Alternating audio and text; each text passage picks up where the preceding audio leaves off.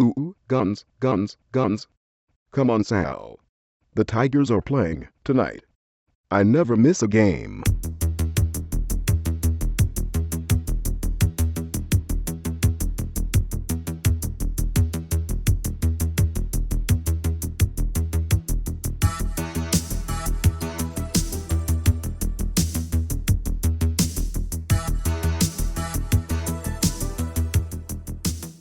Hello and welcome to episode 87 of Chet and John's Reassuringly Finite Gaming Playlist. My name is Chet Rolvis. With me as usual is John Denton. I am legend.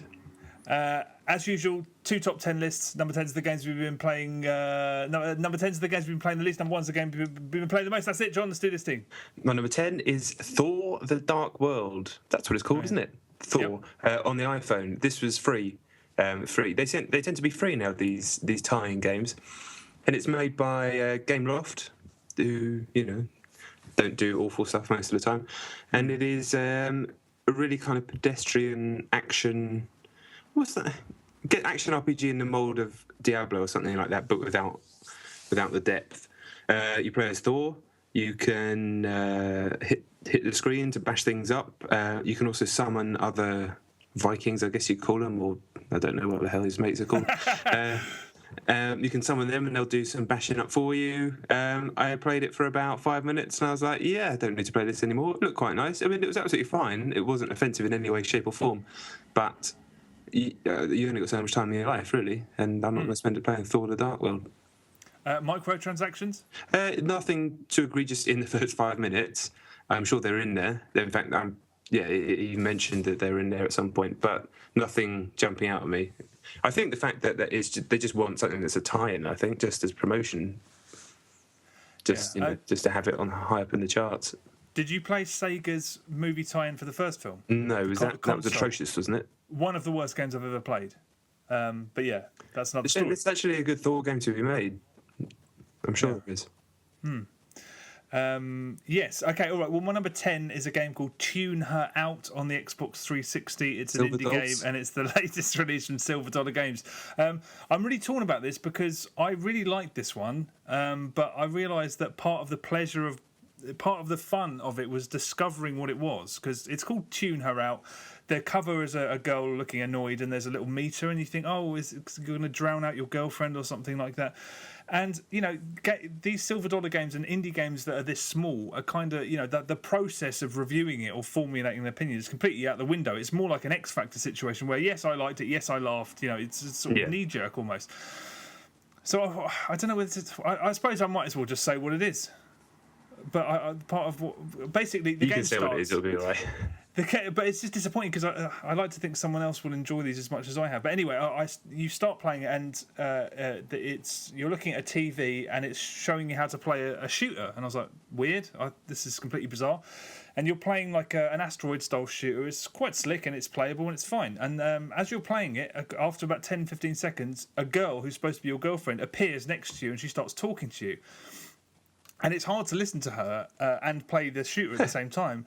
But after about another 30 seconds, it goes boom, and a multiple choice question going, what did she just say about so-and-so? So basically the whole game is you trying to play this shooter whilst also listening to your girlfriend who's coming out with all this nonsense and then answering a multiple choice question at the end. I thought it was a really funny idea and actually executed about as well as most of their stuff that isn't One Finger Death Punch has been. So yeah, really, I liked it. What a funny idea. It's good and it's truly amusing. I mean, that's the thing. But me telling people what it is kind of annoying because now they're going to know going in, whereas I didn't. But what can you do? What the fuck can you do? I think you'll be all right. Let's hope so. My number 9 is a game I mentioned a couple of times on this podcast in the past. It's Tower Blocks on Xbox 360. My little boy was running around the house today and... to shut him up by trying to stick a video game on for him, but he's too young to really play video games with the controller. And so I went through all my games on my Xbox, and this was the only one that you could control with one button. So I stuck it on for him, and unsurprisingly, he couldn't play it. He could press the button, but he could only ever get like 2 blocks. It's pretty shit, to be honest. But I managed to get like up in the 300s again, I think, because I didn't just snatch it off him. He asked me to show him how to do it, and then he got really bored and ran off. But I kept playing, and it's still a fun game. That is a fun game. It's kind of almost meditative, isn't it? When you get into it, when you really start getting into the flow. If people don't know what it is, it's so simple. You've got a crane that drops a chunk of a tower, and then it will swing the next one above it, and you have to drop it in when it's in line with the next bit of the tower. And you just build a tower all the way up into space. It's as simple as anything, but yeah, when you get into the flow, it is really quite satisfying, and it's still a good game. I forgot it existed until I saw it today, but it's good. It will always be on my hard drive because coming across it now and again when you've got enough time, it's all good because there are still high scores in there I want to beat. Yes, I'm ahead of yours though. No, you're not. Yep. What are you? 600 and something? What? Well, it doesn't say that on the leaderboard. Oh, mine's like way into space. Yeah, mine's way into space. I'll have to check. I'm ahead of you. I'm behind a couple of our friends, but ahead of your ass. I'll check it. I'll check it out. Yeah, do it. My number 9 is a game called Driftmania Championship on iOS. Yep. It's not the one that you played. You played Driftmania something else? Yes, Outlaws. I mean, there are so many, and they're all made by the same developer. That's right. Clearly, it's popular because there are so many of them. I became briefly obsessed with drifting after we spoke last week. Of course. So you went and found out what it was? Well, yeah. Well, I didn't actually. A listener sent me a video which is like drum and bass music, very, very briskly edited footage of cars going around corners. So it looks like they're going around a massive circle track. And when you see a long shot, it's just cones there. So it's basically a circle. But I became obsessed in it. My brain went a bit weird, like how it does when I watch football when I'm with you. Yeah. Just coming up with these inane questions. So for a little while, I thought I might as well have a look at at one of these games. And some of them were paid, some of them were free. They looked all exactly the same, so I just downloaded one of the free ones. The tutorial is terrible if you don't drive a car or you don't know anything about cars. Because it's just pictures with words underneath, words like throttle and oversteer and rear traction. I don't know what any of that means. It means nothing to me. It's like, do this to do this. And I'm like, I don't know what the fuck throttle is. I'm sorry. I don't drive a car. I have no interest in driving a car. So I did the first track. The controls are ludicrously sensitive and they have to be done on the gyroscope. You have no option to change it. So, I mean, the most ludicrously sensitive controls. I don't know how anybody can control it. You accelerate on the right screen, and the higher up you go, the faster you go. And I just kept banging into walls because it auto drifts for you as well. If you go up to a certain speed, when you go around a corner, it auto drifts, which is really frustrating because then you have to try and figure out how to control it when you can't even control it when it's driving in a straight line. I just kept hitting walls. Every time you hit a wall, you lose your score. So in the end, I just ended up doing it like Mr. Bean and going about 2 miles an hour around the track without drifting. So that was that. Driftmania Championship. Yeah, Mania. Top dollar. I don't find that game too hard to play. I just don't think you understand drifting. I don't think you ever will. That's very possible, but I do think the controls, I can't believe how sensitive they were. And I did persevere with it for longer than I should have done. So, whatever. Oh, well, hopefully. Is that over then, you and drifting? I did the things. I just my brain for about 5 hours was just like, has anyone ever taken a really small car, put it in a drifting car sideways and been driving fast sideways, but he's actually going forward. But they're like, oh, look at that guy drifting, but it's actually a small car going around sideways. Just all that crap that goes around my head in those situations. Is there rivalry between drivers, just normal car drivers and drifters? I don't know. In a drift championship, if you just go around the corner, you're disqualified? Whereas the other way around? Yeah, you won't get any points, will you? If I went to a drifting event and kept referring to it as cornering, would I instigate a massive punch up? No, I just think they really people would just ignore you. Oh, I don't think they would. Well, anyway, listen. Yeah, it was my brain was frazzled for about a day. Don't call it cornering. Fuck you. Exactly. I think they'd be all right. Mass brawl. My number 8 then is a game on PlayStation Vita. It's Oddworld: Stranger's Wrath, a game that I played many years ago on the Xbox. And I played it on the Xbox because it got very high reviews. And I remember at the time I bought the game and I didn't really understand why it got very high reviews. So it appeared on PlayStation Plus and I thought I'd give it another go. And God, how old's this game? Maybe 8 years old, something like that? Maybe longer? Is that right? Yeah. Yeah. When you didn't like it 8 years ago, it's not going to be much better 8 years on. I get what the game is. The idea is that you're this kind of creature that's also a bounty hunter and you can fire different types of ammunition that are also creatures and they do different things. Like, it's all fine, but 8 years ago, I admired the graphics. I kind of like the level design was good. I just didn't really enjoy the gameplay. But now all that stuff is kind of antiquated, especially the level design. It's amazing how far that genre of games, sort of third person, even though it does a lot of first person in this game, that kind of third person action adventure style of game.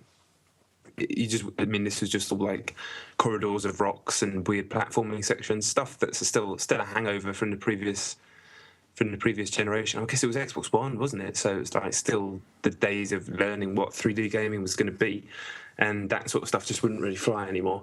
It's all right. I mean, the fact it's free on PlayStation Plus is always worth a download anyway, just to see if you like it. And if you were one of the many people, I'm sure there were many people who loved it, considering the praise it got and the reviews it got at the time, it might be nice for you to kind of revisit it. But for me, I was done after 10 minutes. I was like, there's no point in me wasting my time with this anymore. I've downloaded it. I haven't touched it, and it completely passed me by when it originally came out. My girlfriend downloaded it, and she was annoyed because she thought it had the little wheelchair guy in it. That's Munch's Odyssey. Are they completely unrelated? Completely unrelated games, yeah. Really? They're not unrelated because they're both Oddworld games, but okay. They're completely different games, yeah. That was an Xbox One launch game, I believe, but I never played it. You've got to stop referring to it as Xbox One. It's confusing. Oh, fuck, yeah. The original Xbox. Well, that's their stupid fault. Yeah, that's true. That's very true. I'll play that and I'll speak about it at some point, probably. Okay, my number 8 is another PlayStation Vita game, also another currently free on PlayStation Plus. It's Street Fighter Cross Tekken. Oh, yeah. I downloaded it, my girlfriend downloaded it, and we were going to have some fights on it and stuff. It looks really nice. I mean, it really just feels, makes the machine look really, really powerful. And the fact that it's fully cross-compatible is awesome. When you can see in the lobbies who's on Vita and who's on PlayStation, and you can still fight them. No, you can do that, can you? Yeah, I didn't know that. That's fucking excellent. Yeah, it really is. And there's full voice chat, obviously. I mean, that's just the Vita. That's got nothing to do with the game. But me and Tasha played it, and there's nobody playing it. Which didn't make any sense to me because I suppose it's only on Vita, isn't it? Maybe that's had something to do with it. But trying to find a game was really difficult. So in the end, we had no choice but to play literally the only games we could find, and that was against, because you can double up, so it's 2v2. The A-star haven't stopped playing. The most insanely good people were the only people playing it, It wasn't a hell of a lot of fun. I mean, it works really, really great online. We played against a couple of people who were playing on PlayStation 3s, and it worked great. Really impressive, but yeah, we just got our asses handed to us. And going back to that game again and realising how wrong they got it with all that gem nonsense. It was way too much. Yeah, it was. But it's on the surface. Fighting games should be simple, and underneath the surface, they're really complicated. Street Fighter 4 is incredibly complex, but anyone can pick it up and play it. This, throwing all of those systems in your face, and none of them still, even after I played it, God knows when, and I've played it again, I still they don't make sense. Yeah. And it's just another thing you don't really want to worry about when you're trying to play a fighting game. So I just deleted it. I've done this already. It's a well-made game, but I think it's, in retrospect at least, it's a very flawed one. Yeah, when you mentioned it was on the Plus service, I ummed because I like to get everything that's on there just to do it. But I do remember just completely having my fill with that game when it came out. Yeah. At first, I was really, really taken with it, but as I played it more, especially when I started playing it online, it just wasn't the game I wanted it to be, I don't think. And I'm not massive on tag fighters as it is. Then all the gem system on top of it. I don't know. I think I would have liked it just to have been Street Fighter 4, but with all those Tekken characters in it. Yeah, that's what I wanted. And yes, it's a shame because I was in love with it for about 5 or 6 hours when it first came out, and then just got sort of beaten down by all those fucking systems that were implemented for no fucking reason. But yeah, same. Yeah, it was fucking impressive on the Vita anyway, really impressive. I wonder if the other one will ever see the light of day, the Tekken Cross Street Fighter. They keep saying it's going to happen, but I mean, if Street Fighter Cross Tekken didn't sell what they hoped, the Tekken version is not going to sell more, that's for damn sure. I wouldn't have thought so. But that might be all right. I don't know, I do like Tekken. Okay, where are we? My number 7 then is Knack's Adventure. I fucking should have written this down, I apologise. It's Knack on the bloody iPhone. You told me to download this. And Well, no, it came on Twitter from a listener. Oh, that's right. Apologies. Yeah, I'd missed the tweet, but you told me, and then I saw the tweet. So thank you for the recommendation. I know this game does apparently tie in with the main Knack, which is coming out on PS4, but which I have a sneaking suspicion might not be as bad as everybody seems to think. I think it's going to be okay, not great. This is just Bejeweled. It's the exact same game. It's a match 3 slide the block into place game. And those games are always fun, but what's the point? Thankfully, it was free. There are a couple of little twists to it, whereby as you do it, you sort of level up a power, and then you can press it, and then you can draw a line between things of the same, the same shape or whatever, and zap all those. But it didn't seem to work that well. I didn't really see the point in it. You level up, and that gets bigger. And then apparently, I think it's one of those stupid things where you can like win some shit for the main game, but you know that whatever you win isn't going to be integral to the experience of the main game anyway. It's absolutely fine if you somehow never played Bejeweled or Zookeeper or that Pirate Scallywag thing or any of the other billion versions of this game, then you'd probably be quite taken with it. But as it is, I just don't really know. I don't really know why they made it, to be honest. That's curious. I'm still interested to know what the legality is of taking the same thing and reskinning it, because you can't do that with Tetris. There'll be lawyers on your backside if you try and rip off Tetris. But this, for some reason, is fair game for anyone to remake. It does seem that way. Yeah. It's a strange one. I really thought it was just going to be some sort of pared down action adventure, but I was really surprised when it was that. All right. Well, that sounds pish. Well, it kind of is, but yeah. It was a really well done version of Pish. Okay, cool. All right. My number 7 then is PES 2014 Pro Evolution Soccer. Okay. I played it. Yeah, we all got together, needless to say, on Friday, just gone on to play a bit of Batters, and afterwards me and Jay said, let's have a game of Pro Evo, because we hadn't played it yet since the patch. It's weird because I feel like, because the only time I actually get really, really annoyed about it is when I'm talking to you about it, I kind of feel like I've sat most of this ridiculousness out, so it doesn't feel like it hasn't taken much of a toll on me, so I feel like this whole period I haven't played the game, so I'm kind of sort of, it's been away from me, and I was being pushed and pulled in two different directions, because it was the lag is absurd. I don't know how you're supposed to play it with that much input delay. It is bordering on being unplayable, and yet, God, when it worked, it was so goddamn good. But that happened very, very. I mean, it was after we'd kind of acclimatized to the lag and tried to make it work, despite that. But it was. I so enjoyed it at the same time as just wanting to tear my bloody hair out. I haven't played it against a random yet, so I don't know. I've just played it like. Yeah, I'll wait for this. I'll wait for this other patch, I think.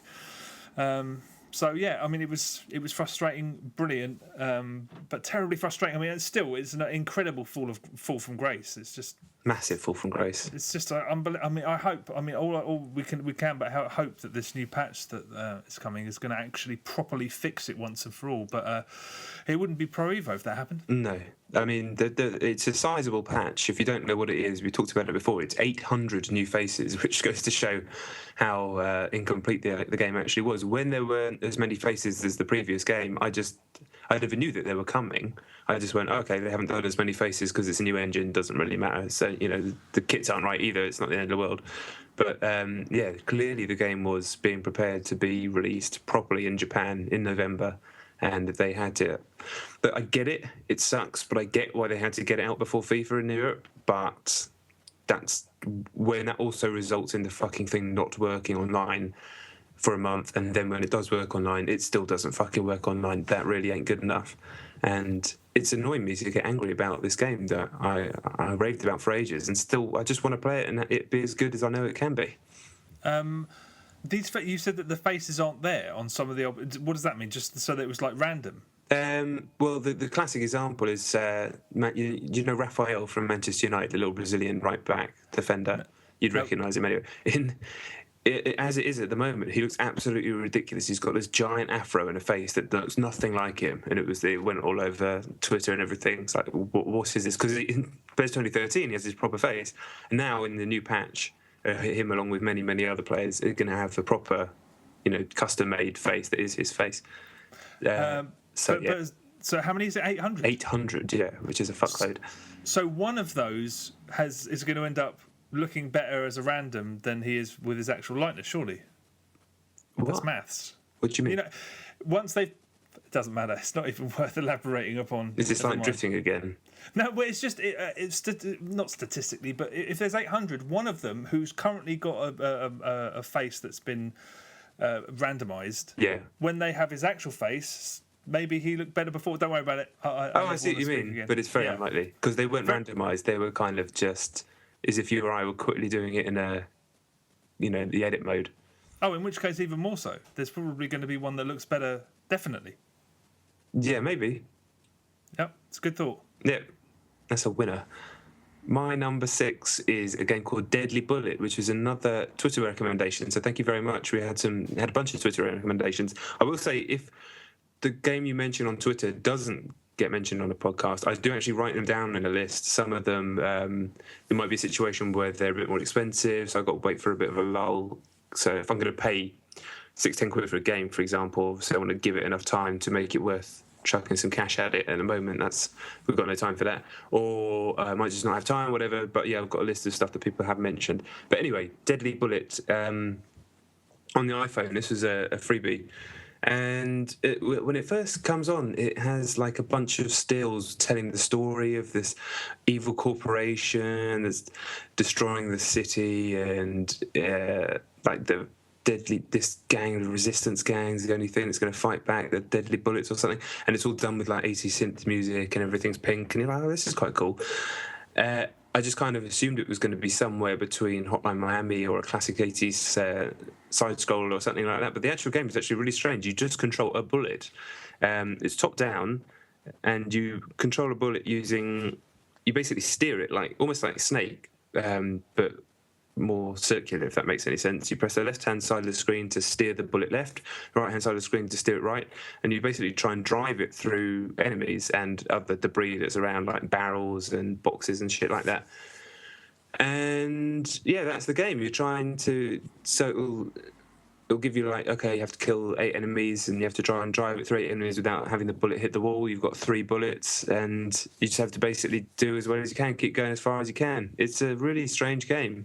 It feels like it must be someone's first game, and they had this idea, and they'd wrapped it around this kind of 80s aesthetic. It's very likable. It's not like mind-blowing to play or anything like that, but it's certainly fun. And once you get into the flow of it, it's decent, but it's not something I tell anybody to rush out and get hold of, even though it is free. It does have good tunes, though. The tunes continue into the game, so that's always a plus. I downloaded that as well, but I never got around to playing it. That was all the rage for about 5 seconds, wasn't it? The ability to control bullets, because there was that Wanted game, and then there was Singularity, and then Bulletstorm ripped off that system wholesale. And I quite like doing that, and I'm surprised it's gone nowhere. Yeah, but this is just a bullet. There's not even a gun. Weird. Okay, I'm going to check that out, because it's on my phone, so I'll speak about it. It is weird. Yeah, it sounds it, but it sounds good though. Yeah, it's right.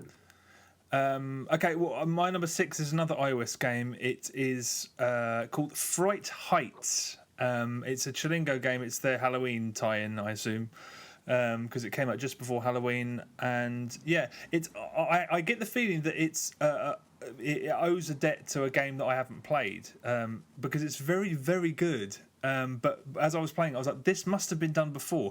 Basically, there's a hotel, and you have to... It comes up like Tetris, like blocks on the side, guests and ghosts. And you have to put enough guests on each floor and then put enough ghosts on each floor so that you basically, once you've got up a certain number of scare points, you clear the floor. Each ghost block has... On each side of the 4, or in each of the 4 sides, it's got numbers 1, 2, 3, 4, and those equate to how many scare points there are. So if there's one on the bottom, it will be the floor below. If there's one on the top, it will be the floor above. Blah blah blah blah. So it's a really, really neat idea, and it's really clever, and it's actually quite difficult. But I thought this must have been done before, and if it hasn't, it's fucking genius. Which is not something you'd expect from a sort of smiley, colourful Chilingo game that looks like... well, it's not. It's far better than I expected it to be anyway.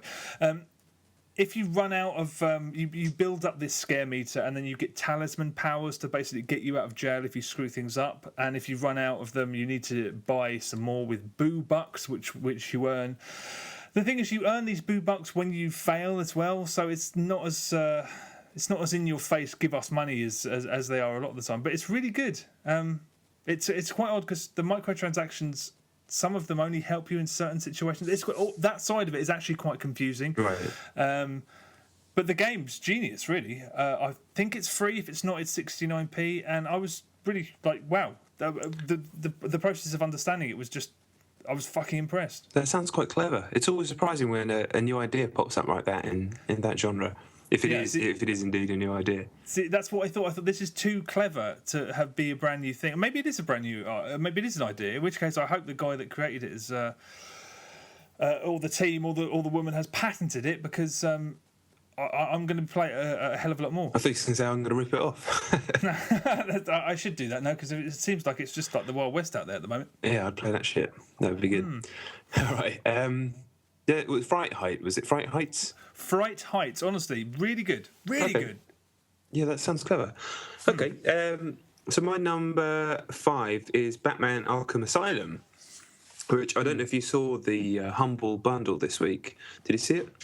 I don't think I did, no. Okay, it was a Warner Humble bundle, and amazing. Like, it was like the EA one, basically. You get Batman Arkham Asylum, Batman Arkham City, Fear 2, Fear 3, and Scribblenauts Unlimited. Maybe another game, I don't know. I think it's just that for... But at the time, it was pay over the average of $4.23 for all of that. So I chucked $5 at it and got all those games, which is ridiculous. And decided to play some Arkham Asylum. And yeah, that game is classy, man. It's so classy. I haven't played it since it came out. It's one of the very only, probably the only game I've ever bothered to collect all the little collector things and everything like that. I've really played the absolute shit out of it. And going back to it on PC, it looks really nice. It looks a little dated, but playing it 1080p, 60 frames, boring to talk about that, but it does look nice. And yeah, it's just, I mean, what a bolt from the blue that game was. I mean, everything about it just oozes class. I must say, going back, the Joker's lines are brilliant and his performance is brilliant, but everything else is kind of wooden, more so than I remember. There's a bit where Mayor Sharp talks at the beginning about if the Joker escapes again, it will ruin my mayoral campaign. And it's just like, the script in the new game is actually better than quite a lot of the incidental stuff, but the Joker's fucking kick-ass in Arkham Asylum. Things like the combat is really good, but it doesn't have the stuff where you can get attacked by 2 enemies at once. Everything about all those sides of the game is understandably more limited than what we've since become used to in the following 2 games. But yes, just oozes class. I probably played the first 45 minutes, maybe slightly longer than that. I probably will keep playing it, actually, because I do really like how focused that game is. I know it goes off the rails towards the end, without wanting to give away spoilers. It just, I do genuinely think that game does lose its way towards the sort of back third. But the first 2/3 are just class, and the pacing of the story is so good. It's just one thing after another. Every corner you turn, the Joker's set up another trap for you, another surprise. And at the time, playing it the first time, like when those gameplay systems were new, like the Predator stuff was brand new, the free flow combat was brand new. What a game! I mean, I'm just so excited to see what Rocksteady does next on next gen tech. Oh, let's talk of Justice League, all this sort of stuff, whatever it is. It's going to be special. I have no doubts about that. I mean, truly special. Do you think that's the best of the 3?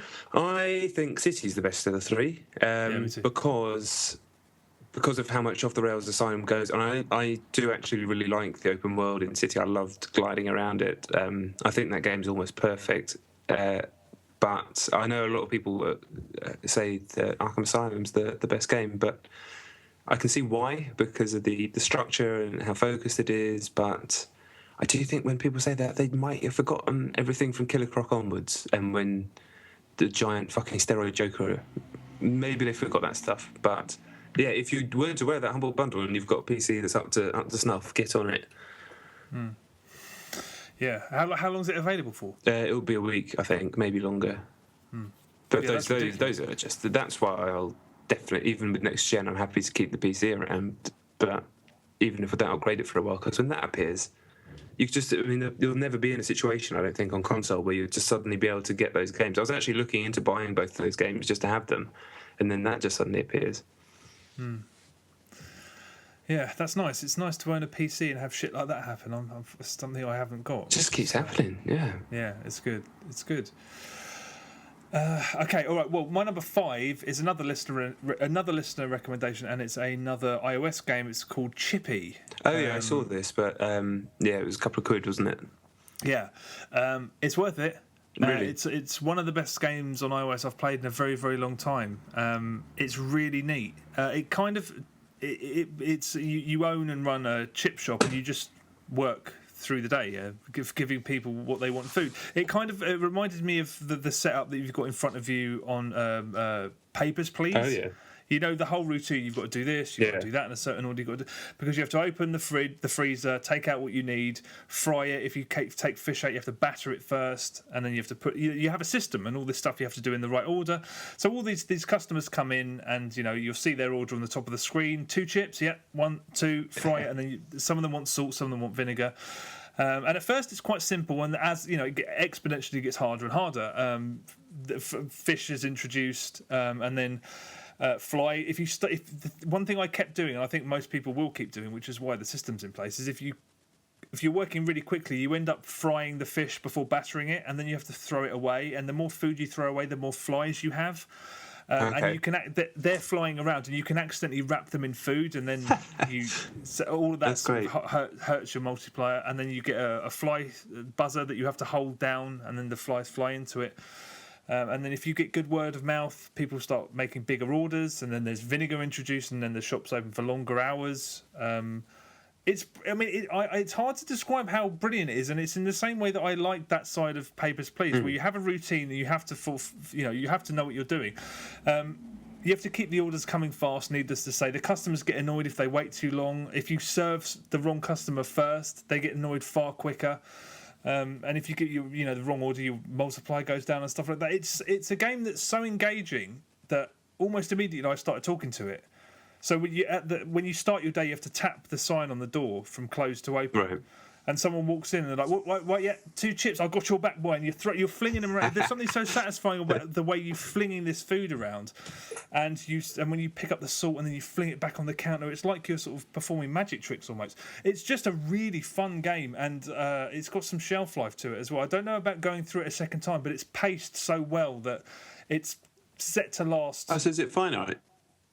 Yeah, I think so. You must be able to get to an end game, because you just keep exponentially unlocking all of this stuff. Okay. I did a bit a little while ago where you just get a newspaper clipping and it says that the mayor of the town that you're in has made deodorant illegal, so all of your customers fucking stink, so they bring a load of flies with them, so you're trying to swat all these flies, stick them in the buzzer whilst making this food quickly.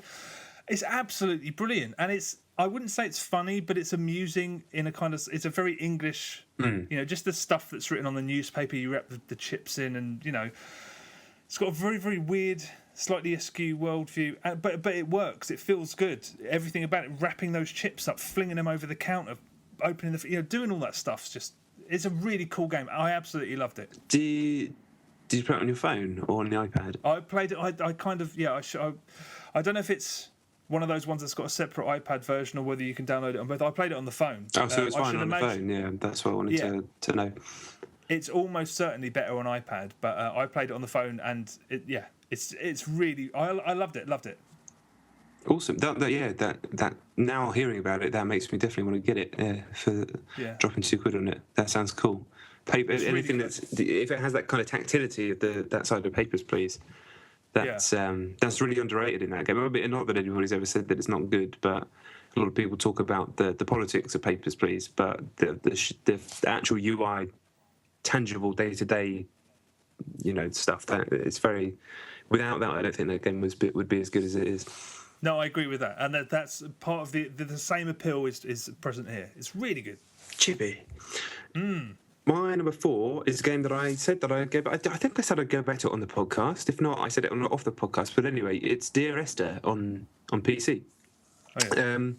Yeah, I saw it on there. I actually finished another game that I'll talk about later and needed something that was a bit different, and saw that it was still sitting on there, and decided to go back. And I got a lot more out of it this time. Do you know what? I think I was in the wrong mood, maybe a bit too tired, maybe just wasn't in the mood for what is essentially a game where you walk very slowly, you can't run or anything like that, and talking happens.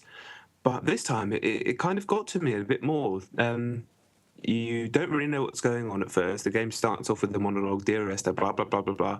You're walking through first person. It certainly looks really really nice on PC. And I think, as stupid as this sounds, when I found out the game was English, because I assumed it was American, it made me want to play it more. And that's that's ignorant of me to even say that, but I didn't fancy an American view of Englishness, if that made any sense. But when I found out it was going to be an English view of Englishness, that made it more interesting to me. Anyway, it's set on this island, and the thing that really stood out to me is, I don't know if I've probably mentioned this on the podcast, certainly you know, that I grew up in Guernsey from ages 8 to 18, that's where I grew up, and this island that you walk on is so similar to the geography and kind of almost geology of Guernsey. It's bizarre. So you start off walking up the cliff and along the beach and stuff, and even the way that the rocks are. I think it's actually set on a Hebridean island, which is why the weather is a bit greyer and all that sort of stuff. But I mean, I guess those two islands in the grand scheme of the whole world aren't really very far apart, even though they're the other side of, one's the top of England, one's the bottom. Oh, sorry, top of the Great Britain. Anyway, I grew up on an island. Walking around this game is the only time I've ever been in a video game where it's felt like what I know's home. It's millions of games set in cities, all this sort of stuff. I've lived in cities since and before, but I've never felt like walking around fucking Guernsey, which is a really kind of a weird place to grow up. And because I moved to Guernsey at kind of an age where you're aware enough of the world to know what's going on, I always kind of felt like it wasn't my home, and I was a bit of an outsider. And Dear Esther kind of makes you feel like that as well. I mean, this is a very personal thing. I'm sure nobody else got anything like this out of it. So while I was walking around and it's all windy and rainy and this guy's talking, what is well written, actually, interesting, almost kind of poetic monologue / soliloquies. I was getting into it. It is very plodding, and I do wish there was some gameplay there. And then, sort of about halfway through the game, which is quite short, you drop into these caves, and good God, they look absolutely stunning. They're full of excuse me, I just hit my microphone. They're full of sort of glistening stalactites, and it's quite an astonishing piece of scene setting. And that's what the whole game is. It's kind of scene setting. Frustratingly, I couldn't find out how to save it, and I kind of assumed it would either autosave or it seemed like there was a chapter select at the beginning. So I left it and went back to it today, thinking I could just pick up from where I was, and it's just hit me back to the beginning, which is really annoying. I will go through, because I know the whole game only takes about an hour, so I will go through and do it all, but it is annoying because it does plod.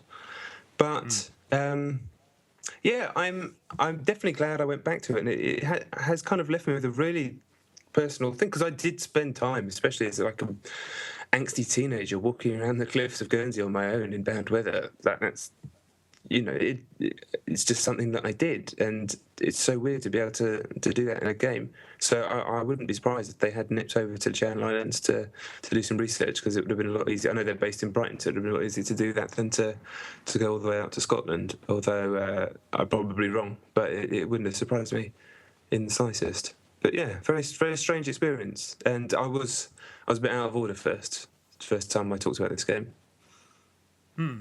Is this one of those indie games that's going to make a transition to Vita? Do you know what? I don't know, because I don't think the Vita in this case could handle it. It could do a kind of pared down version, but this is a very good looking game. Certainly when you drop into those caves, I mean, it's gorgeous. Like, looks like it's like PS4 type of game. So it wouldn't surprise me if it did end up on PS4 at some point, but maybe not Vita. I know their new game, where we've all gone to the Rapture, is it called? That's going to be on PS4. So, yeah, I'm intrigued by that too.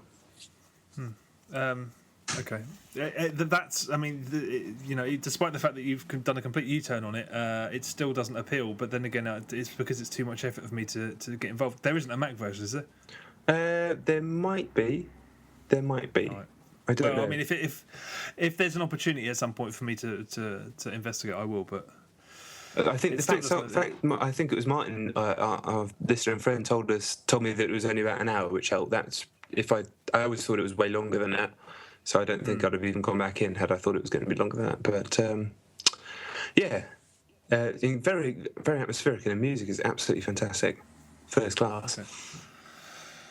All right, okay, maybe one day down the road.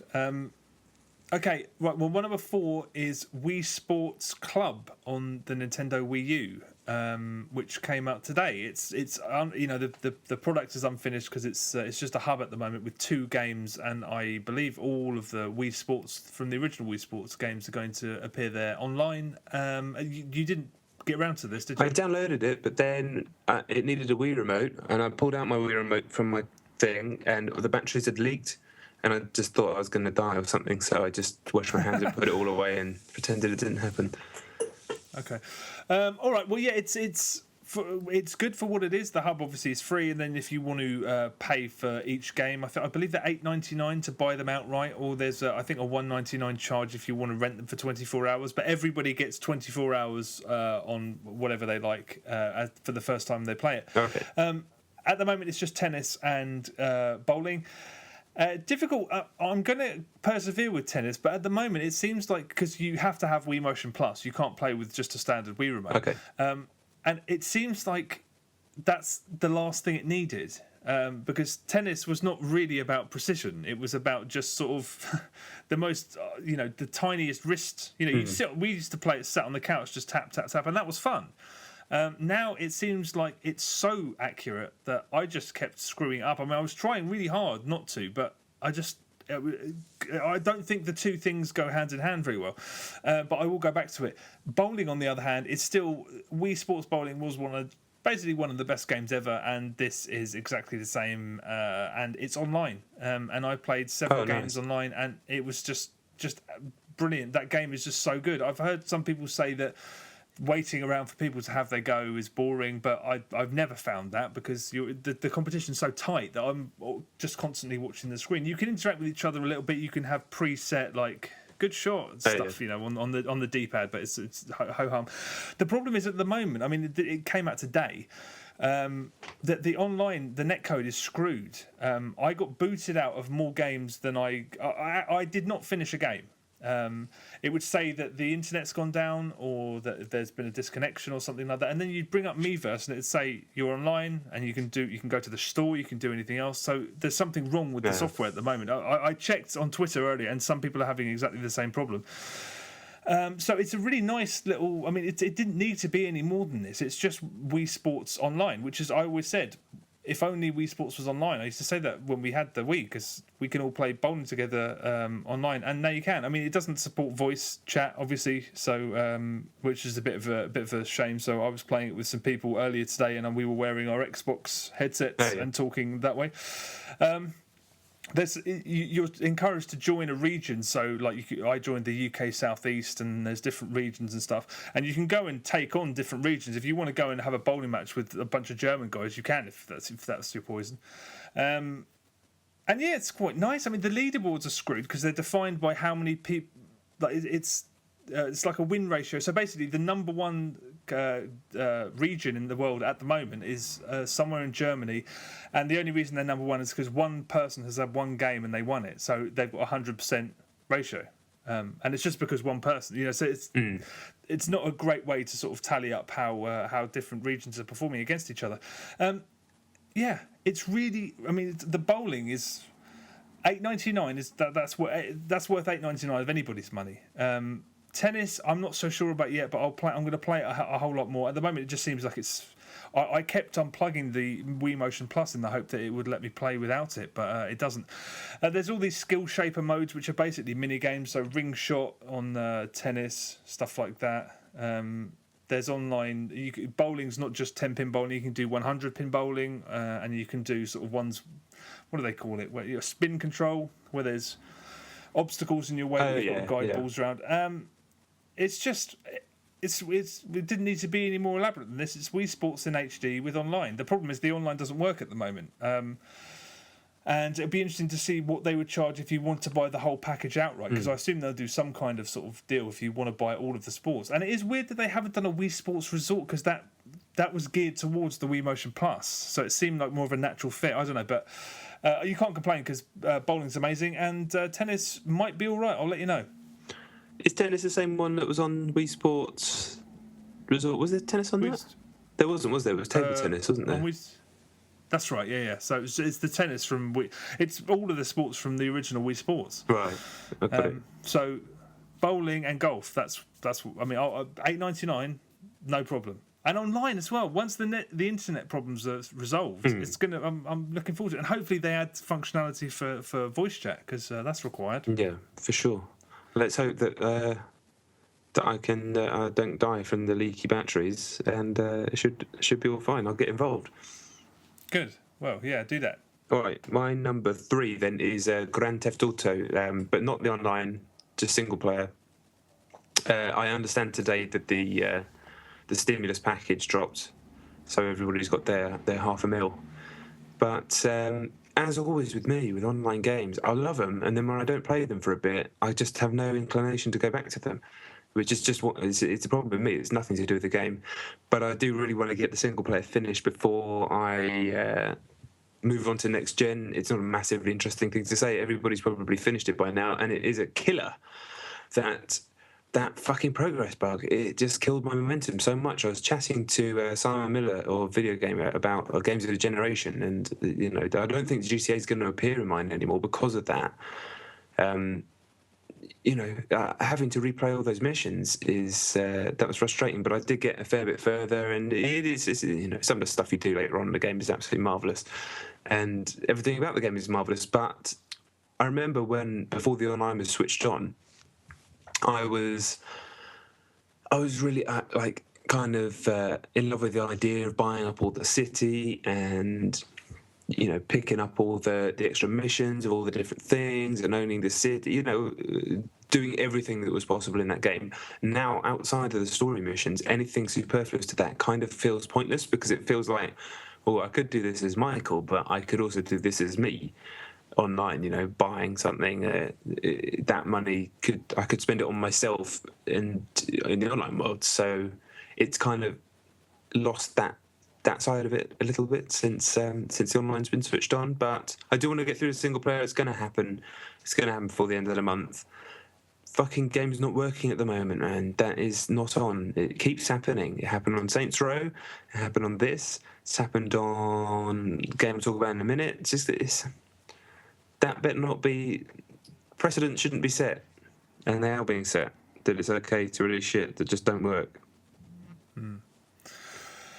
Yeah, it's weird. I heard, I think it was an interview or something. Someone posted a soundbite on Twitter, but it was very right that it's aping the sort of release structure and business model of cinema, and it doesn't really work that way. I mean, you could say that film doesn't work that way, but that's they've been doing that for 100 years, so it's slightly different. It's just annoying that you are getting served up things that are not complete, or in some cases completely broken. And I hope we don't see anything as bad as Pro Evolution Soccer ever, because that's how bad it's got. Something's got to change, really. Yeah. But yeah, GTA. So you've got a compiler Games of the Generation? I don't know. We were just chatting about it. I think I saw something. It's like the 3, isn't it? You've got to pick 3. They put it up there. I didn't want to spoil their feature. Oh, they asked a question on the Video Gamer Twitter that everyone retweeted. Oh, okay. We were just chatting about our different ones, but then I suddenly realised, as I said that I might be spoiling what their features are going to be. So. Right. No, they've done it themselves. Yeah, no, I was just trying to work out my 3, and I think at one point GTA was easily going to be in there before all this bollocks happened, but now it's just kind of killed my enthusiasm for it a little bit. Quite a lot, actually. That's a shame. I haven't played that this week, but I'll probably play it next week, because I haven't finished it either, and I need to finish it before it's got to get done before next gen. It's just got to. Truism. Okay, my number 3 then is Battlefield 4, but I've split it in half. I've played too much of it, so this is I'm just talking about Battlefield 4's campaign. Okay. I take it you're waiting, aren't you? I'm waiting on anything that could be next gen. I'm waiting for next gen. So whatever, Oh, actually, that's not strictly true because there's a game I'll talk about after. But everything else apart from that game, I'm waiting for next gen. Assassins, COD, Batters, everything. Okay. Well, the Battlefield campaign, I finished it earlier this week. I don't know where to start. I'll start with the good stuff. Unlike in previous Battlefield games, you can actually, spotting is actually beneficial to you as it is in the multiplayer game. The fact that it wasn't was always kind of bizarre because it's one of the most fundamental aspects of Battlefield. But now you can spot enemies and your squad of people that are with you will help you out. So at the very least, it kind of feels like Battlefield. And the big action set pieces that you think... I played it on Xbox 360. The really big action scenes that you think would look really, really terrible, they don't look terrible at all. They actually look really impressive. So the bit when they're running along the aircraft carrier and all the planes are falling off and stuff, and the big bits you see in the adverts that are clearly been captured from PC or next gen. Yeah. They actually look really good on Xbox 360. Still, truly impressive. As far as good things go, that's about it. It's quite. I'm amazed. I don't understand how the same people are responsible. Well, they're not. There's different teams and stuff, but how could I don't know why you'd want this to share a box with the multiplayer component, which is amazing. The multiplayer is excellent. It always is. The Battlefield 4 campaign is so bad that I didn't think much of Battlefield 3. At first, I hated it, and I came to care a bit more about it. I did it on hard, and I thought it wasn't as bad as I initially thought. This makes... I'll tell you what, this actually makes Medal of Honor Warfighter look like Half-Life. Oh my God. I still can't, because I've seen there hasn't really been that much of a negative reaction to it, and I don't know why, because as far as I'm concerned, it's just a god-awful video game. I don't know, honestly, I don't know where to start. It's filled with bugs, and there's so much wrong with it. And one of the main problems is that the AI is awful. And one thing that tends to happen, you'd have these big skirmishes, and then three times during the time I played it, one guy would be left. And when there's one guy left, he doesn't feel the need to fight you. So you can run to the end of the level, essentially, and the door that you have to go through will be locked, and your soldiers will just stand there. Because there's some guy somewhere in a building back past this massive space you just got, just cowering in the corner. And on a couple of occasions, I found him and shot him, and then we moved on. And once I was walking around and I had to redo a 15-20 minute section because he just wasn't there. Either he was invisible or I couldn't find him. The fact that happened 3 times is mental. Melee stops working if you overuse it, so you can knife 2 guys, and then you run into the 3rd guy, and you'll just be swiping the knife in front of him, which is really, really superb. Brilliant. There was a chopper boss where you had to shoot down a chopper. I kept firing rockets at him. The sound was my squad mates going mental and loads of noise, whereas this chopper just flying around like nothing was happening, no fire, and then eventually it just disappeared, and then that was the end of that. Fuck. There's things like that throughout it. It's broken and it's fucked, and all sorts of things are wrong with it.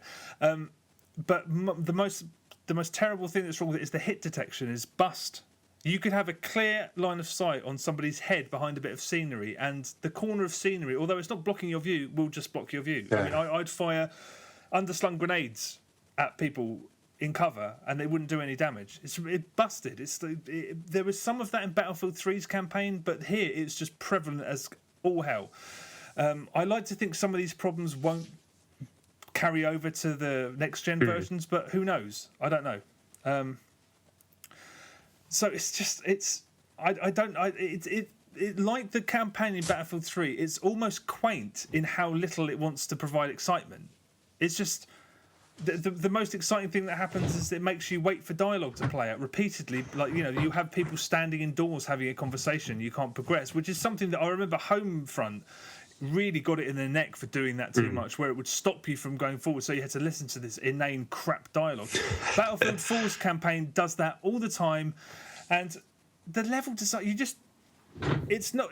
People say that it's trying to ape Call of Duty. It isn't really, because it doesn't seem to have any interest in having anything exciting happen. Actually, there's one of the worst missions I've ever played on this. It starts out and you're on a battleship, and the entire first 10 minutes of this mission has you walking around opening doors on a battleship. That's it. You're walking around and opening doors. Then you get then there's a brief interlude where you get on a speedboat and you go to another battleship and you get on board the battleship, and then for 5 minutes you walk around opening doors. I'm not making this up. That's what you do. That's a 20-minute stretch of an action game where you're just walking around and opening fucking doors. I honestly I don't know where to. I feel like I haven't started. There's so much wrong with it, and it's so uninteresting. So uninteresting. You know, is there a torture scene? Yeah. Is there a double cross? Yeah. Is there a bit where a car flies over you? Yeah. Is there a level on a snow-caked mountainside? Yeah. There's a dam level? I don't know if a dam level is technically a cliche, but fuck, it felt like it. I was like, oh God, here we go again. Honestly, it's product.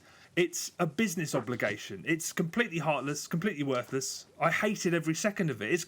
But the fact that DICE and some of the people who have presumably had something to do with the multiplayer had something to do with this just doesn't make any sense. It's like watching Madonna trying to act. You're like, how can someone who's so talented be so fucking awful at something that's ostensibly similar? I don't know. And the multiplayer guys, I like to think that they're just stringing up the campaign makers just because I can't. It's awful. I thought it was absolutely just tripe on a technical level and an artistic level.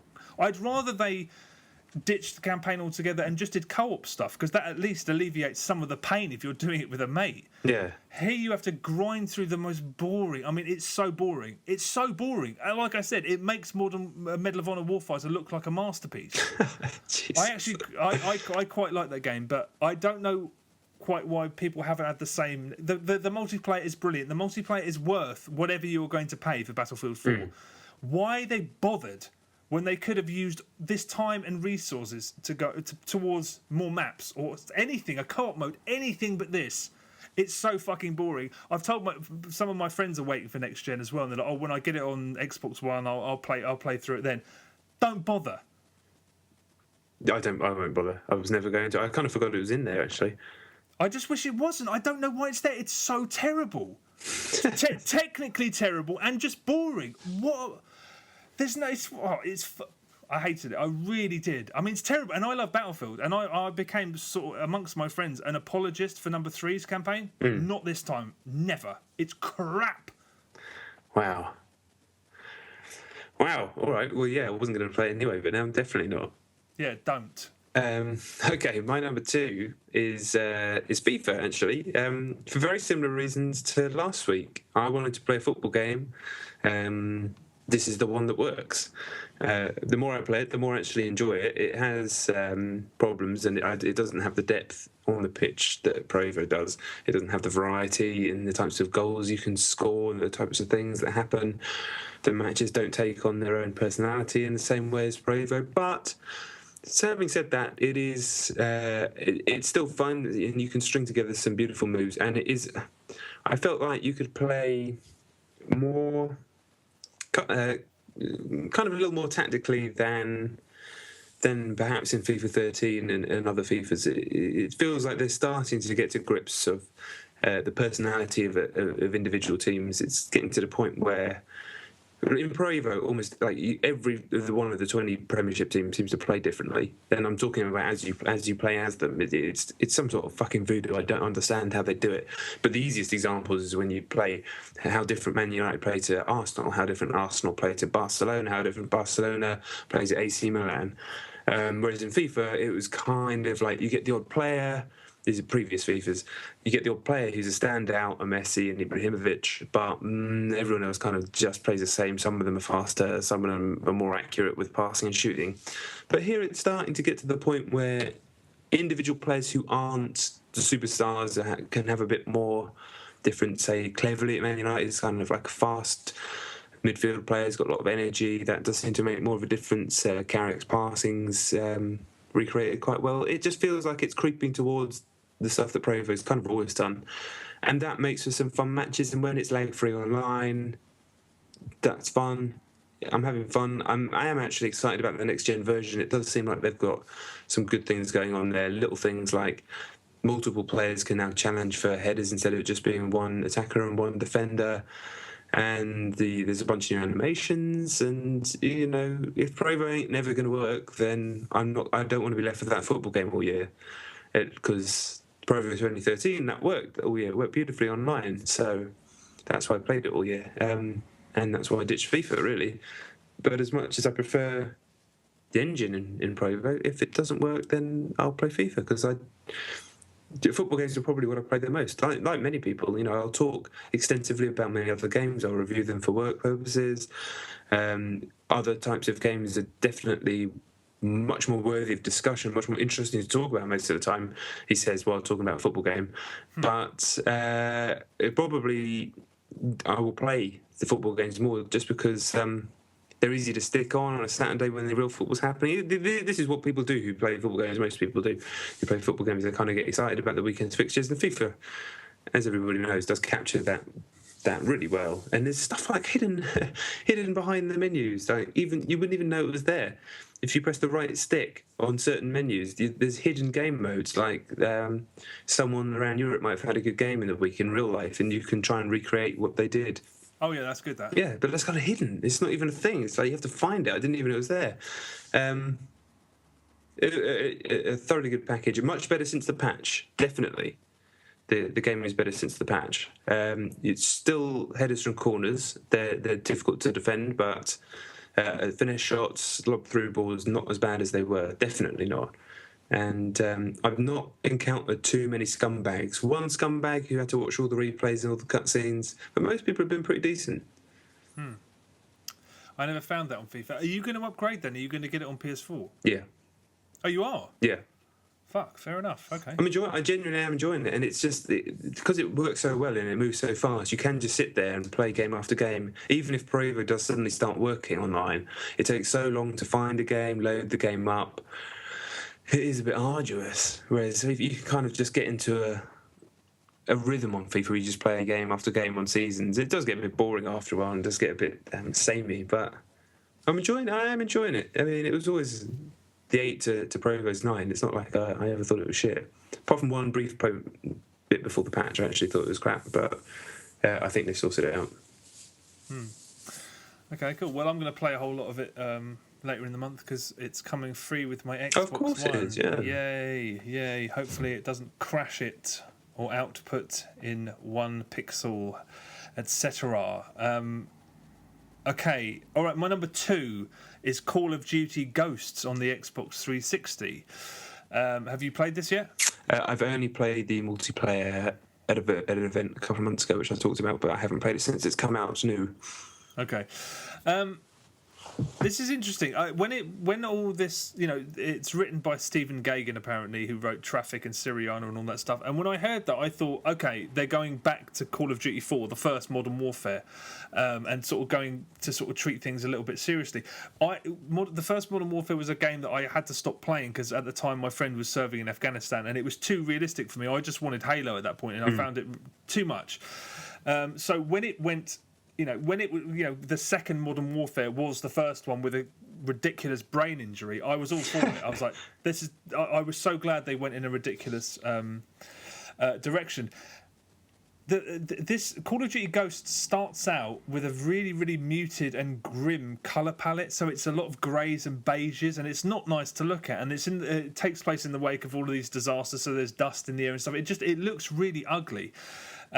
So the first few hours I was like, oh dear, this is going to be dull, it's going to be boring, and it's going to be completely uninteresting. And after the opening, I'd say 2 hours, maybe slightly less than that, 90 minutes or so, it blossoms into exactly the same utterly ludicrous globe-trotting gobshit that it always has been, or it has been for the last few years anyway. And I was relieved. I think it's actually pretty good. I've seen that it's not been getting the reviews it normally gets, and I think that's fair enough because it doesn't do... I mean, if somebody came up to me in 5 years' time and said, oh, which one was Call of Duty Ghosts? I got nothing. Yeah. I don't know what to say. There's nothing to distinguish it. I suppose the set pieces, there's some set pieces in space in the campaign which differentiate it from the others, but aside from that, it's business as usual. But there's some classic COD missions in it. There's one when you're abseiling down this building and you're bouncing in and outside of it. That's I mean, there's some really great COD bits in it. I mean, if you don't like Call of Duty, and Call of Duty's the fiercest detractors often openly admit they don't play it. It's never been less likely to change your mind this year. But if you're a fan, I think you're going to be quite well served. I enjoyed it. It's after a rocky start, it's actually really, really entertaining. There's still the same old occasional trial and error bullshit where you'll fail something unless you perform a very specific action, and you have to read it. The thing that happens all the time.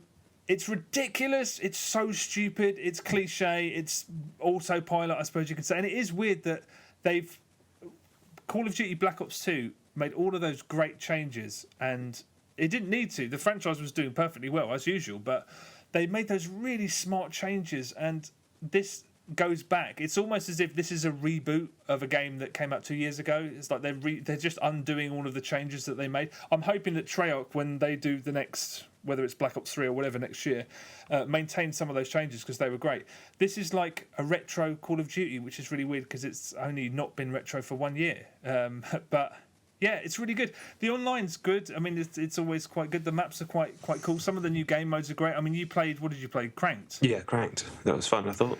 It is fun, yeah. Where you have to sustain. As soon as you get a kill, you've got 30 seconds to get another kill, and sort of your skills go up as you get more and more kills. I've seen a lot of people saying that they think the maps in Ghosts are too small, and I think they're about right, apart from about 3, which I think are too large, especially for Cranked, because when you're playing on one of those large maps, there's a castle level where you're outside in all the grounds and stuff. There's 3, I'd say, that are quite large, and when you play Cranked on those maps, I often just died.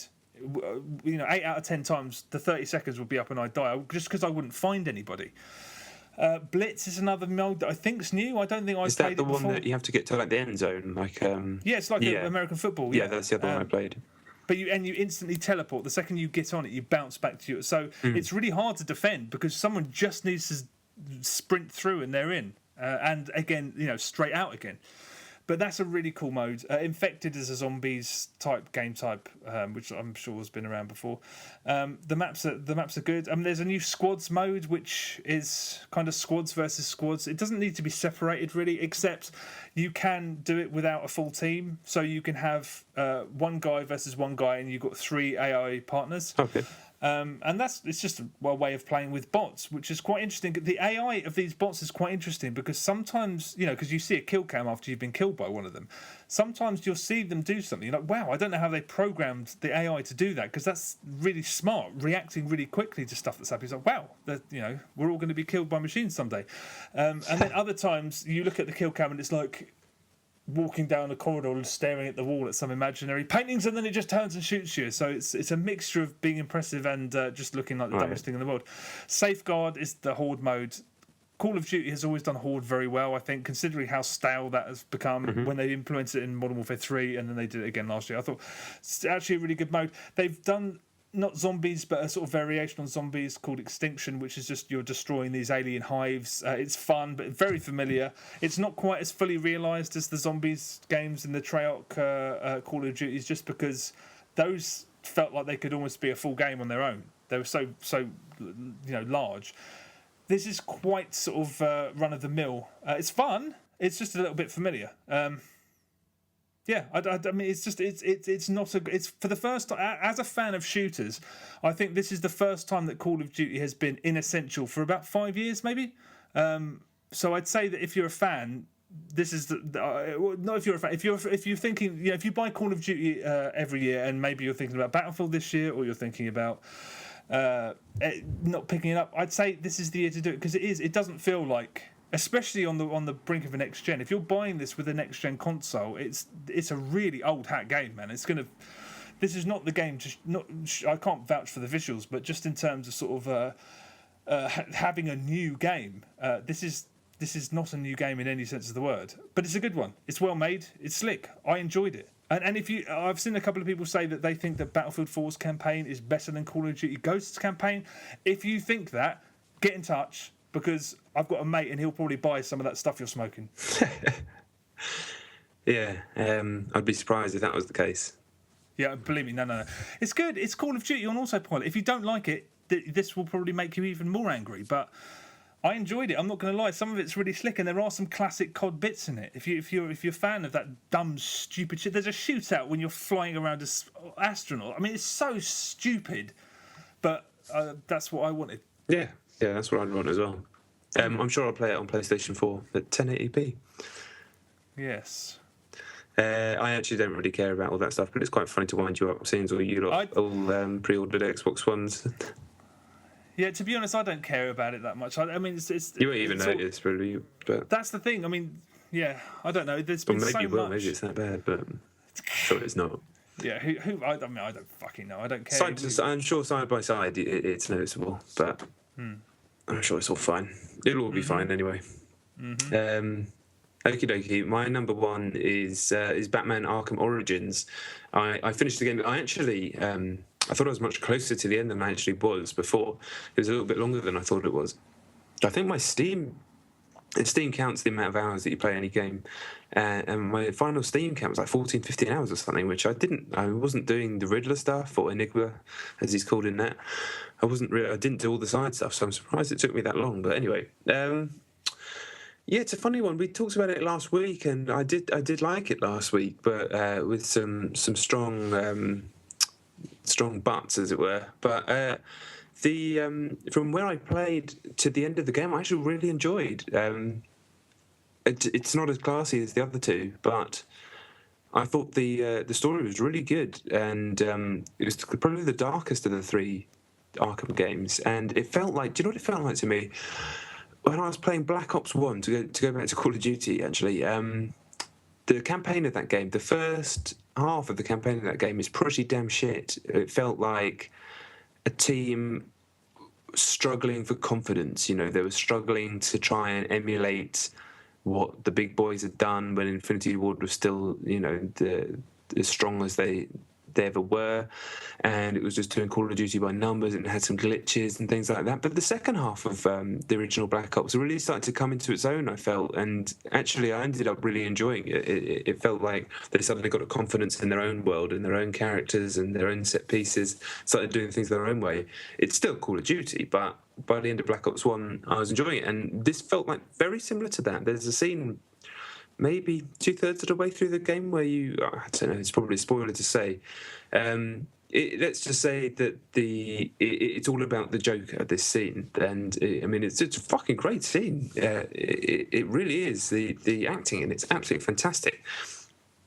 And from then, just before then, to the end of the game, I was completely involved, and I liked all the boss fights that it did. I liked all the gameplay that it did. In many ways, I kind of just wanted the game to be like Asylum in that, and just ditched the world, because the version I was playing, it was struggling with the open world on my PC.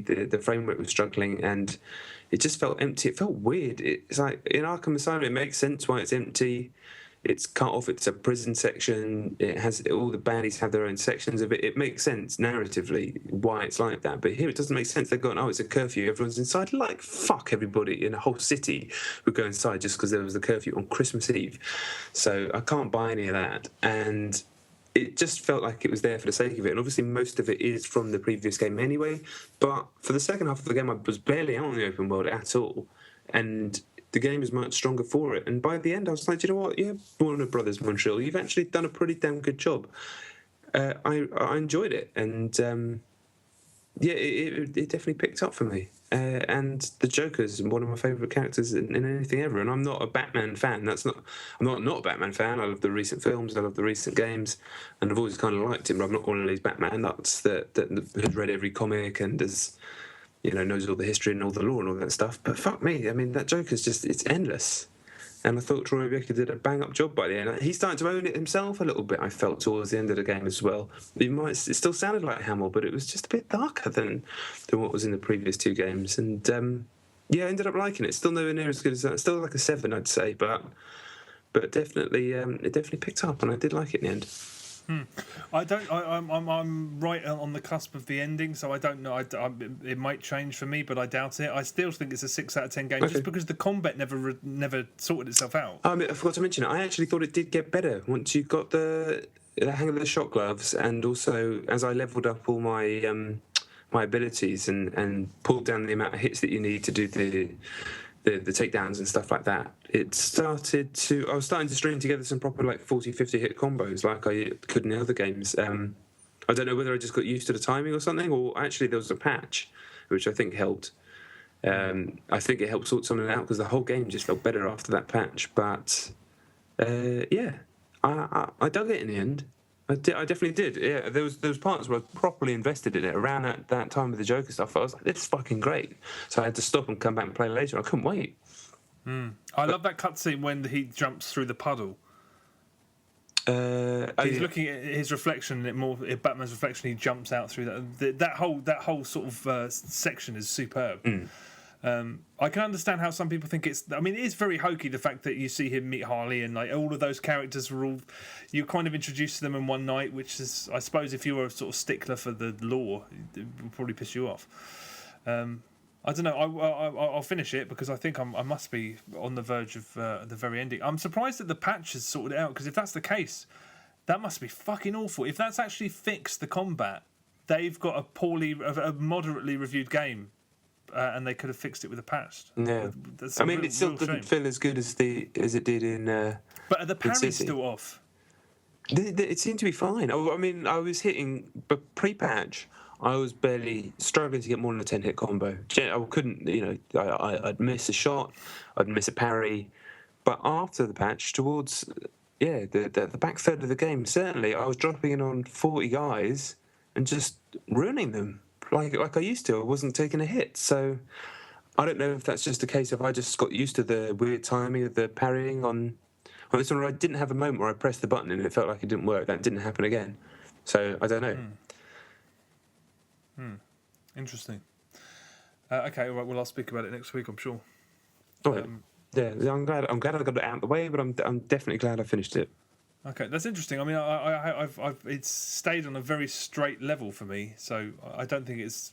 I mean, there were a couple of highlights, but in terms of the gameplay, I think it stayed on a pretty 6 level. Yeah, fair enough.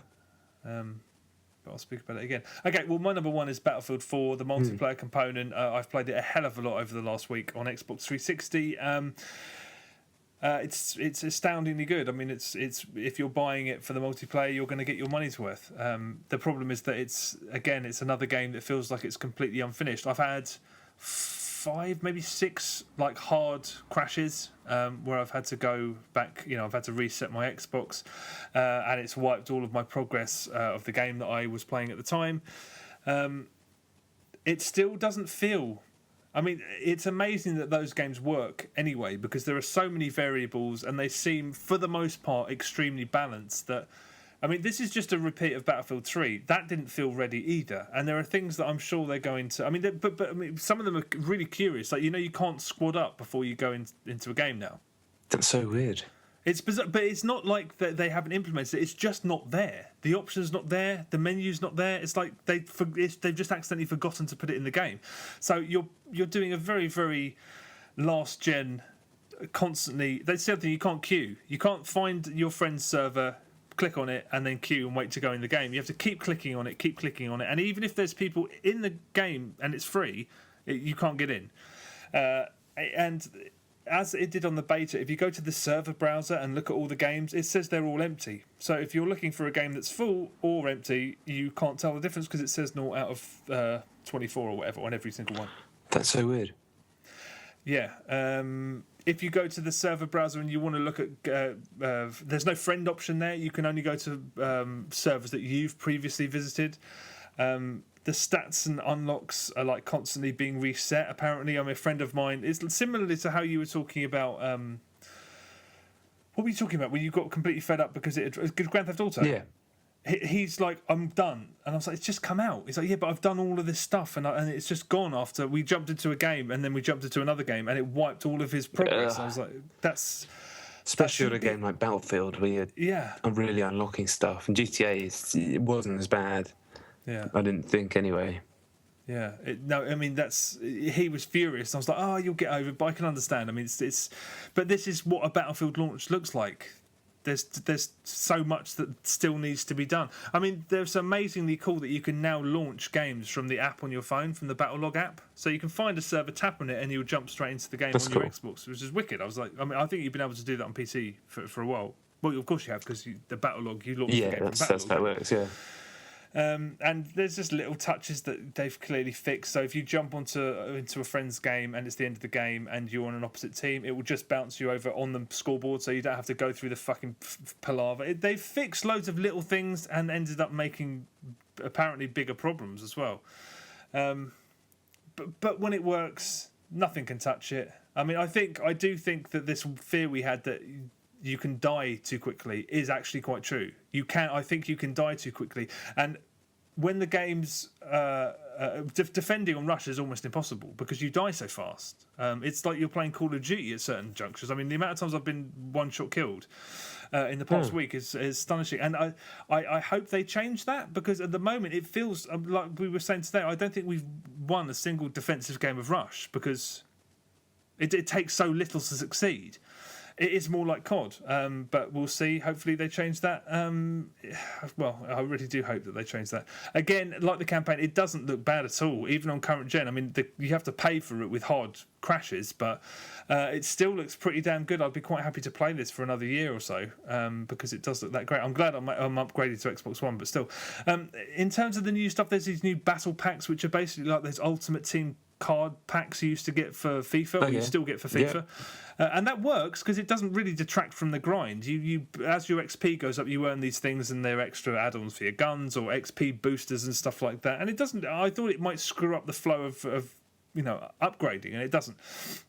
There's the usual stuff to get used to. The first gun you get as a medic feels really overpowered. The first RPG. When you start playing the game, if you're an engineer, your default RPG is a lock-on. Has a lock on it. For the first couple of days, if you were in a tank, you'd hear the entire team simultaneously fire off at you. I mean, the thing about it is they're actually really underpowered to sort of, to get away from the fact that they've got lock on, but because that's the default weapon for every engineer, it was hell. We were just like, how are we supposed to have tanks? I mean, this is impossible. But of course, once you unlock stuff that's more powerful, you'll stop using that shit.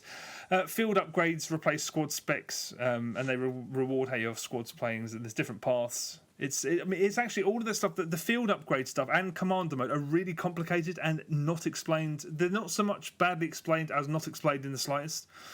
So I've actually had to do a bit of investigating with field upgrades, especially because you have to pick all of these systems, and then if every one of your squad picks a different one if you want to sort of maximize it, and you can go stealthy, or you can have extra ammo or anti-tank, and some of them are class specific, but all of this sounds like gibberish, and it is.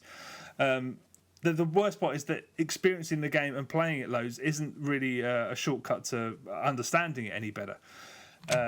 Commander mode is, again, you know what that is, where you have an overview of the battlefield and you're primarily spotting, but if your team build up their sort of field upgrade score, you have more things. You can drop vehicles and sort of fire missiles and stuff, but that doesn't make a whole lot of sense, and again, I'm still finding my way with it. Having said all that, as confusing as it is, it's fucking brilliant. When it works, it's brilliant. Have you seen Parasol Storm, that map, when you're on the ocean? I'm aware of it. I'm kind of not watching too much of anything to do with the game until I kind of want the whole experience on November 29th. Yeah, well, fair play. I mean, Parasol Storm is just one of the best maps they've ever done. Really? Breathtaking.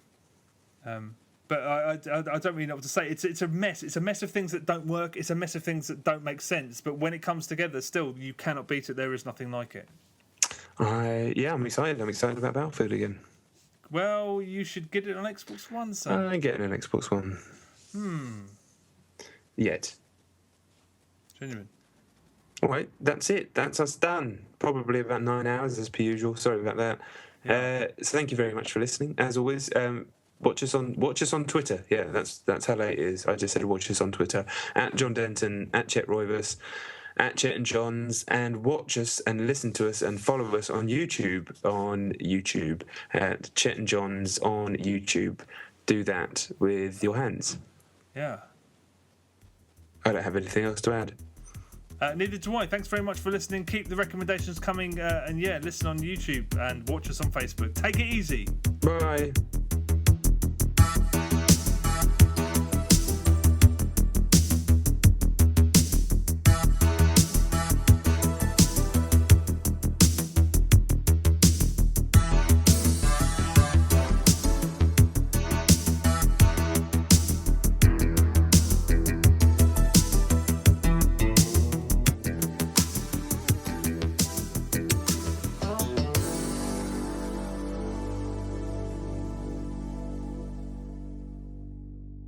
Thor, is that any good? That's parking, mate. Oh, keep on a mine road. Tank. Oh shit. He's in the chopper. I'm going. This is Stone Mountain, Unit 64. I have comms channel clearance Whiskey Delta 249er. Does anyone copy? Over. I'm taking to the skies, going to provide some aerial cover for you boys as we work on these objectives. Does anyone copy? Over. Yeah, could do with some cover on Charlie, mate. There's a couple of snorkers up on the... Copy that. You got one Tango in the silos there. I'm going to be coming around for a sweep, airstrike, ETA 30 seconds. We have enemy jet in the sky. Moving in. Enemy helicopter as well. Tag him up, boys. Trying to get a bit of sing. What is this guy in? Is he in a jet or something? He's 2 on A. Chopper's flared. Engaged in a dogfight. The singer away. Disabled. Bogey's trying to shake me. Who is it? Lost him. Moving into engage. Then I'll be on you, wingman. Tango down. Oh, I'm hit! I'm hit! Mayday! Mayday! I am going down! Engine 1 failure. Engine 2 failure. I am seeing flames. Eject! Eject! I'm moving down on Alpha objective. Gonna try and land on the building. Alright, I'm safe. He made it. Need a med kit. Patch myself up. Alright. Alright, I'm good. Still 1 on A. Interrupt you, Charlie. No, I only need 5 more minutes. I'll piss myself. Can I just have 5 more minutes, please? Okay. 5 minutes, that's it, I promise. Alright, I just got intel from HQ, ETA 5 minutes to bedtime, boys. Let's wrap it up.